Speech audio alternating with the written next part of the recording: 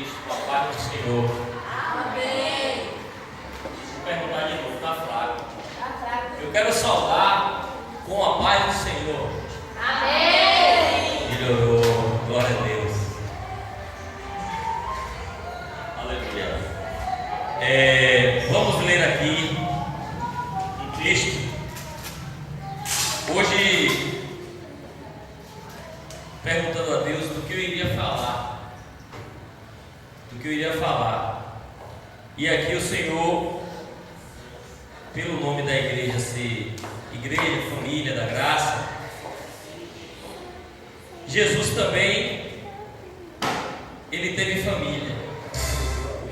E também ele nos ensina sobre a família terrena e a família também que desenvolvemos e somos adotados para sermos parte dessa família, que é a família dos que fazem a vontade de Deus. Então eu quero ler aqui em Marcos, no capítulo 3 do Evangelho de São Marcos, que diz assim: nisto chegaram sua mãe e seus irmãos, e tendo ficado do lado de fora, mandaram chamá-lo. Muita gente estava sentada ao redor dele, e lhe disse: olha tua mãe, olha teus irmãos e irmãs, estão lá fora à tua procura. Então Jesus lhes respondeu, dizendo: quem é minha mãe e meus irmãos? E, correndo olhar pelo que estava sentado ao redor dele, ele disse: eis aqui a minha mãe e os meus irmãos. Portanto, qualquer que fizer a vontade de Deus, esse é meu irmão, irmã e mãe. Então Jesus aqui, ele estava falando que ele veio para cá para formar uma família, a família de Deus, a família que vai morar no céu, a família que ele veio comprar. Ele comprou uma família para ele, uma família lavada e remida no seu sangue, que foi vertido na cruz. E tem alguns requisitos para se fazer parte desta família. E Jesus ensinou algumas coisas interessantes que devemos entender, aprender e praticar. Tem alguns versículos na Bíblia que nos ensina de como ser parte. Jesus já foi dizendo aqui, portanto, qualquer que fizer a vontade de Deus, este é a minha família. Então, para se fazer, somos todos, Deus criou, quando criou um, ele disse: façamos um homem à nossa imagem e semelhança. Então Deus nos criou. Eu já preguei no outro culto sobre para que fomos criados. Nós fomos criados para o louvor e para a glória de Deus. Só que o homem, ele decaiu e houve uma separação. Mas Jesus Cristo veio e morreu e de novo reconstruiu essa ponte que separava o homem de Deus. Então foi através de um homem, Adão, entrou o pecado, e através do outro homem, Jesus, que se fez carne, 100% Deus, 100% homem, se fez carne, veio a esta terra, e mesmo sem ter pecado, ele morreu como um pecador. Para quê? Para nos substituir. Porque por um entrou o pecado, só por um poderia entrar a do sacrifício. Por isso que Jesus, ele é o único e suficiente Salvador. Porque naquela época se matavam animais, um determinado tempo se ia, levava ao sacerdote, o sacerdote entrava no templo tinha um véu, e ele entrava. Ao entrar naquele templo, ele levava o sacrifício. A Bíblia diz que sem sangue, sem morte, não há perdão. Então o homem pecava, ele era condenado à morte, ele morria. Mas aí ele levava aquele novilho, levava aquele animal para ser morto. Por isso que fala assim: Jesus morreu por mim, eu não entendo. Mas foi assim desde o início, quando Adão e Eva até caíram, e Deus conversava com Abraão ou com Adão. Deus chega no jardim, procura Adão: onde estás, Adão? Tinha se escondido de Deus. E como hoje o homem, quando ele peca, quando ele está errado, a primeira coisa que ele procura é se esconder de Deus. Mas Deus, naquela oportunidade, ele matou um animal, aquele sangue derramado, e aí com aquela veste daquele animal ele cobriu Adão e cobriu a Eva. E aí assim foi que Adão e Eva foram poupados. Houve aquele primeiro derramamento de sangue na terra. Também quando Deus levantou Abraão, depois do mundo ter gerado iniquidade, gerado homicídios, contendas, brigas, toda espécie de mal sobre a terra, Deus disse: eu vou separar um povo para mim. E levantou Abraão. Abraão era de uma família pagã, mas Deus levantou Abraão, tirou e disse: Abraão, sai da tua terra, sai da tua parentela, que eu vou para uma terra que eu vou te mostrar, e te farei pai de uma grande nação, de uma grande multidão. Chegou para Adão e disse: olha para o céu, vê se tu pode contar as estrelas, pois assim será a tua geração. E hoje, eu e você que está aqui, nós somos a geração de Abraão, porque Abraão foi o nosso pai na fé. E a genealogia, você lê lá em Mateus, a genealogia vem e passa por Abraão até Jesus Cristo, e nasceu o Salvador. Só que antes disso, Abraão, Deus prometeu a Abraão que ele seria pai de uma grande nação. Só que para ele ser pai de uma grande nação, ele teria que ter filho, e Abraão não tinha um filho dele. Mas Deus visitou Abraão e Sara, e eles, já sendo velhos, geraram e tiveram um filho, e deu o nome dele Isaque, que significa riso. Então ali chegou o riso de Abraão, chegou a promessa de Deus na vida de Abraão, que foi Isaque. Só que um certo dia, Deus chega para Abraão e pede o seu filho. Pede: Abraão, eu quero o teu filho em holocausto, eu quero o teu filho como sacrifício. E Abraão, como era temente a Deus, como tinha sua fé, ele levou Isaque até aquele monte, até o local do sacrifício. Isaque carregando as coisas, levando, né? Aí chega lá no local do sacrifício, porque sem sacrifício sempre tinha que morrer algo, sempre tinha que estar morrendo alguém para os perdão dos pecados. Mas aí chega naquele momento, aí Deus pergunta a Abraão que queria o filho dele, e Abraão aceitou o que Deus pediu. Às vezes Deus nos pede algo tão pequeno e nós não fazemos.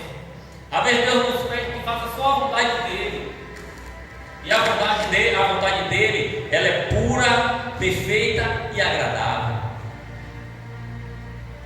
Alguém te pediu uma coisa boa, te pediu uma coisa perfeita, te pediu uma coisa agradável. É sacrifício para você? Não é. Mas Deus pediu Isaac, o filho, pediu a alegria de Abraão. A alegria dele era Isaac, tanto que o nome Isaac significa riso. Abraão, eu vou tirar o riso de você, vou tirar o sorriso, vou tirar a sua felicidade. Mas Deus queria dar um grande exemplo para a gente. Por isso que no livro de Hebreus 11, repete mais uma vez ali, porque Abraão pela fé, porque Abraão pela fé, porque Abraão pela fé. Várias passagens. Deus confirma essa fé de Abraão. Então, naquele momento, Isaac chega para Abraão e disse: meu pai, está aqui a lenha, está aqui o cutelo, e cadê o cordeiro? E Abraão disse: Deus preparará o cordeiro. E aí, naquele momento que Deus pegou aquele cutelo, levantou o braço e ia fazer o que Deus tinha pedido a ele, Deus disse: para, Abraão, pode parar, eu só queria ver a tua fé, não precisa mais dar o teu filho Isaac como sacrifício. E naquela hora que ele olhou, tinha um cordeiro, apareceu um cordeiro ali, para morrer no lugar de Isaac. Então a gente vê Deus providenciando o cordeiro para livrar um. Então Deus não se preocupa com um. Aí você diz: mas eu estou só tem eu. Aí Jesus disse: não, mas eu estou providenciando o teu milagre. E apareceu um cordeiro para morrer por Isaac. Aí mais na frente o povo multiplica, Isaac tem seu filho Jacó, aí Jacó tem os seus filhos, e um dos filhos de Jacó é José. Muitos conhecem a história de José, que José foi vendido pelos seus irmãos. José sofreu, foi preso, foi injuriado, pagando por crimes que não cometeu. Mas Deus tinha uma esperança, tinha uma promessa na vida de José. José tinha essa esperança, e Deus levou José para o Egito, e José estava no Egito, e ali houve uma grande necessidade, precisava de um homem preparado no Egito. E Faraó, mesmo sendo o rei do Egito, ele não tinha capacidade. Aí mandou buscar alguém que interpretasse algo que Deus estava mostrando a ele, e ninguém sabia. Mas Deus levantou José lá, e José cresceu. E aí Deus deu sabedoria a José, que interpretou aquele sonho e começou a plantar, a colher, guardar da colheita, fazer reservas. E o mundo veio uma grande praga, uma grande fome sobre o mundo. E aí o único lugar que sobrou alimento foi no Egito. E estava lá José fazendo a administração daquele país. Tudo era pela mão dele. E aí, aos parentes da descendência de Abraão, os filhos de Jacó, que é filho de Abraão, filho de Isaac, Jacó. Aí nasce José, José está lá no Egito. Só que aí, aquele povo ali foram livres. A liberdade daquele povo, o alimento, eles iam morrer, não tinha mais alimentos. E ali Deus levou para o Egito. Só que aí a Bíblia diz que passou aquele período e aquele povo sobreviveu, porque José estava lá. Deus levantou José para administrar aquela escassez. E aí aqueles irmãos que foram vendidos, que vendeu José está ali agora alimentando aqueles irmãos, levando alimento. Mandou trazer o seu pai, e a sua família habitou naquela terra. E foi crescendo aquele povo foi crescendo tão grande. Se passaram os anos, foram muitos anos que eles passaram no Egito. E aí eles dominavam a terra lá. Só que aí, ao passar do tempo, levantou um faraó que não lembrava mais de José, da história de José. José já tinha morrido. Mas aquele povo, Deus tinha um plano. Deus prometeu a Abraão que ele daria uma terra e daria um povo a ele. E aquele povo estava sofrendo, e clamaram a Deus querendo liberdade escravo. Eles estavam lá na época de José como dominando o lugar, e depois passaram a ser escravos. Então, quantos hoje estão no mundo como escravos? Levanta Moisés cresce, e aí, interessante que Deus, ele pega Moisés passou 40 anos no Egito aprendendo, depois 40 anos no deserto desaprendendo. Aí Deus diz: agora vai, Moisés, libertar meu povo. Aí Deus manda Moisés ir lá e dizer: prepara aquele povo. Aí foi quando foi celebrada a primeira Páscoa. Diz assim: ó, pega este povo e mata um cordeiro. Lá em Êxodo 12 conta essa história, que um cordeiro tinha que ser morto. O sangue daquele cordeiro morto, que fosse matado ali no Egito, o sangue seria passado nos umbrais da porta. Então, é Deus dando um cordeiro por uma família. Então, uma família é importante. Deus proveu uma família. Você se mata um cordeiro para cada família. Em Isaac, foi um cordeiro para morrer no lugar de Isaac. Um cordeiro para morrer no lugar de cada família lá que estava no Egito para ir embora para Canaã. Ele fez uma promessa e disse: Abraão, te farei pai de nações. E hoje estar aqui um povo eleito e separado, está aqui uma nação do Senhor.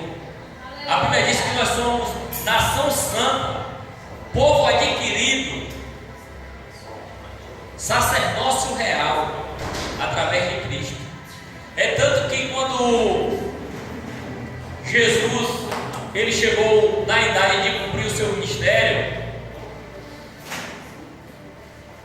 ele chegou, presta atenção, estou falando de Cristo, do sangue do Cordeiro.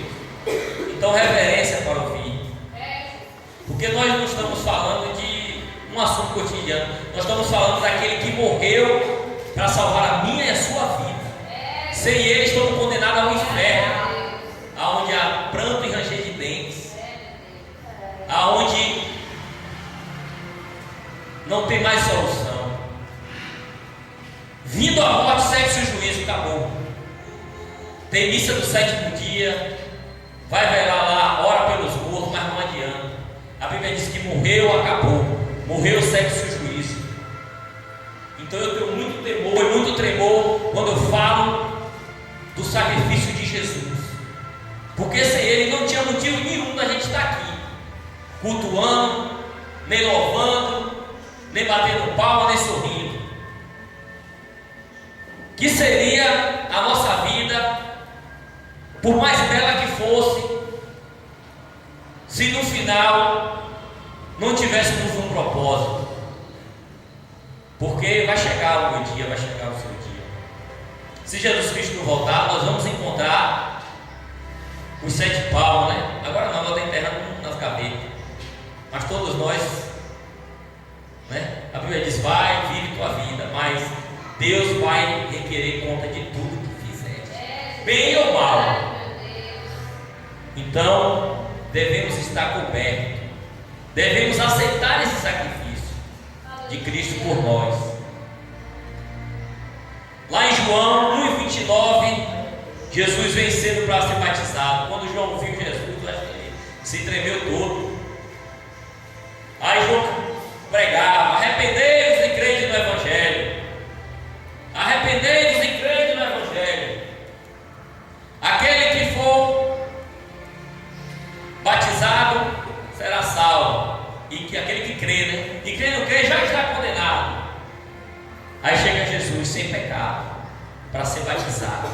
Batismo significa morte, morrer para o pecado e viver para Cristo. Por isso que quem ainda não fez esse batismo vai ter que passar por um discipulado e fazer esse batismo, porque é algo bíblico, é algo legal que a Bíblia ensina. Então devemos estar preparados, e quem não é batizado, procurar se interagir com a igreja aprender, vamos dar o discipulado para vocês aprenderem qual o significado do batismo. Porque o próprio Jesus, Filho de Deus, mesmo sendo Deus, ele veio e disse: João, me batiza, João. Não, Senhor, eu não vou te batizar não. Mas quando ele avistou Jesus, ele disse: eis o Cordeiro de Deus que tira o pecado do mundo inteiro. A gente vê ali o Cordeiro, Deus providenciando o Cordeiro para morrer por Isaac. A gente vê um Cordeiro morrendo por uma família para ser liberta do Egito. Mas Deus enviou seu Filho para ser o Cordeiro de todo mundo. Então o Senhor foi o Cordeiro que foi sacrificado. Ele foi morto, ele foi apregado numa cruz, ele derramou o seu sangue, ele foi furado do lado, ele derramou o sangue inteirinho, não ficou nada. Que é tanto que passaram a lança do seu lado e a Bíblia diz que só saiu água, não tinha mais sangue. Então ele derramou a última gota de sangue. E este sangue há poder. Então foi pelo sangue de Cristo que eu fui liberto. Foi pelo sangue de Cristo que você foi liberto. Porque sem isso não veríamos a Deus. Porque o homem era inimigo de Deus. Então Jesus, nós somos filhos de Deus através da adoção de filhos por Cristo Jesus. Através de Jesus Cristo, só dessa maneira. Jesus disse que eu sou o caminho, a verdade e a vida. Tem muitas religiões bonitas, muitas práticas. Todos os caminhos levam a Deus. Mentira. Eu sou o caminho, não é um caminho, ele é o. O caminho é um só. Está no singular. Então é só em Cristo que veremos a Deus. A Bíblia diz que aquele que conhece o Filho, conhece o Pai. Aquele que não conhece o Filho, não conhece o Pai. Então a Bíblia, ela nos relata aqui, Jesus disse: e quem é o meu irmão? Quem é a família de Cristo? Está aqui, família da graça. Eu tenho minha família, a matriarca está aqui, minha avó, é a mais velha da família. Através dela veio os filhos todos, veio os netos, veio os bisnetos, né? Já tem os bisnetos. Está aqui, bisneta aqui já moça, já, Rebeca, Raquel, né? São os bisnetos da minha avó, ela é matriarca. Mas Deus está até preparando para ele uma família que vai morar com ele no céu. E esta é a minha esperança. É aquela que faz a vontade do Pai. Então, eu e você estamos na igreja, nós estamos aqui. Entendemos que este é o caminho verdadeiro, que não há outro além dele. Apocalipse 1, no versículo 3.